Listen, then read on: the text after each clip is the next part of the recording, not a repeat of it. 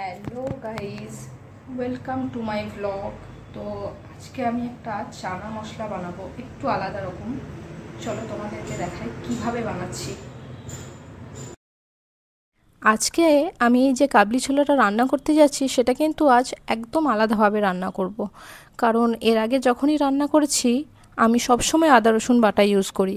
আজ প্রথম এখানে কিন্তু কোনো রকমের আদা রসুন বাটা ইউজ হবে না। তো এই কাবলি ছোলাটাতে সবার প্রথমে আমি সমস্ত রকমের গোটা গরম মশলা দিয়ে দিচ্ছি, যেমন তেজপাতা, এলাচ, দারচিনি, লবঙ্গ। তার সাথে দুটো মিডিয়াম সাইজের পেঁয়াজ আমি রাফলি কাট করে দিয়েছি, আর দুটো টমেটো দিয়েছি, যেটা শুধু মিডিলে দুফাক করে দিয়েছি, আর কোনো রকম ছোট ছোট টুকরোতে কাটিনি। আর 4টে লঙ্কা দিয়েছি, আর এখানে স্বাদ মতো লবণ ইউজ করছি। তোমরা যে যেমন খেতে পছন্দ করো সে তেমন দেবে। আর তারপরে এখানে দিয়ে দিচ্ছি প্রয়োজন মতো জল, যেটুকু সেদ্ধ হওয়ার জন্য আমাদের দরকার সেটুকুই। এরপর আমি ঢাকনাটা লাগিয়ে দিয়ে এটাকে 6 থেকে 7টা সিটি দিয়ে দেব মিডিয়াম টু লো ফ্লেমে। এবং এখানে আমি গ্যাসের ফ্লেমটা অন করে দিচ্ছি, এবারে সিটি দেখ।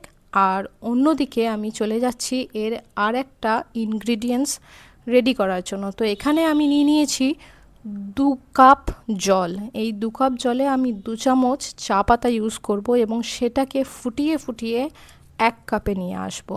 এবং সেই জলটা কিন্তু আজকে আমি ওই কাবলি ছোলাতে ইউজ করব।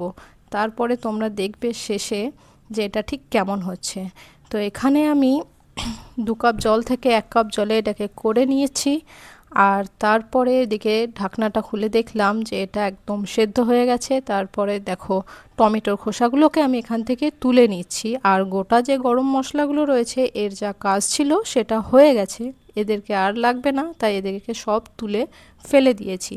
এরপর আমি এখানে যে 1 কাপ চা পাতা থেকে আমি যে জলটা বের করেছি সেই জলটা এখানে মিক্স করে দিচ্ছি। আর তার সাথে সাথে 1 চামচ, বড় 1 চামচ আমি এখানে জিরে গুঁড়ো দেব, এবং তার সাথে দেব 1 চামচ বড় চানা মশলা।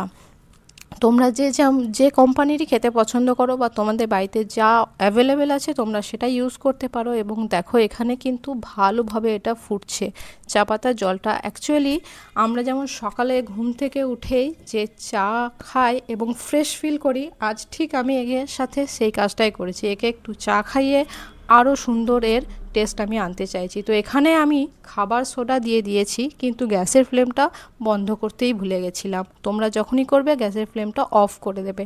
আর তারপরে আমি এখানে গরম মশলা গুঁড়ো দিচ্ছি, আর 1 চামচ মতো এখানে আমি দিয়েছি আমচুর পাউডার। আর তারপরে আমি এখানে কাসুরি মেথি দিয়ে এটাকে আরও একটু টেস্টটাকে সুন্দর করাচ্ছি। তারপরে এখানে আমি দিয়ে দিয়েছি ধনে পাতাটা, কিন্তু এটা আমি শ্যুট করতেই ভুলে গেছি। আর এখানে কিছু গার্নিশিংয়ের জন্য আমি আদা কুচি করে রেখেছিলাম এইভাবে, সেটাকে দিয়ে দিলাম। আর এই পুরো রান্নাতে কিন্তু আমি কোনো রকম তেল ইউজ করিনি, তাই এখানে আমি সর্ষের তেলটাকে ভালো করে গরম করে একটু হিং দিয়েছি, এবং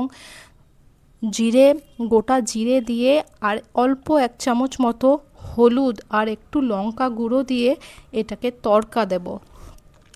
ভালো করে একে তড়কা দিয়ে দেব ওই কাবলি ছোলাটার সাথে, তাহলে টেস্টটা আরও সুন্দর হয়ে যাবে। তোমাদের যদি আমার এই রেসিপিটা ভালো লেগে থাকে তাহলে কিন্তু তোমরা অবশ্যই লাইক করবে, সাবস্ক্রাইব করবে এবং কমেন্ট করবে।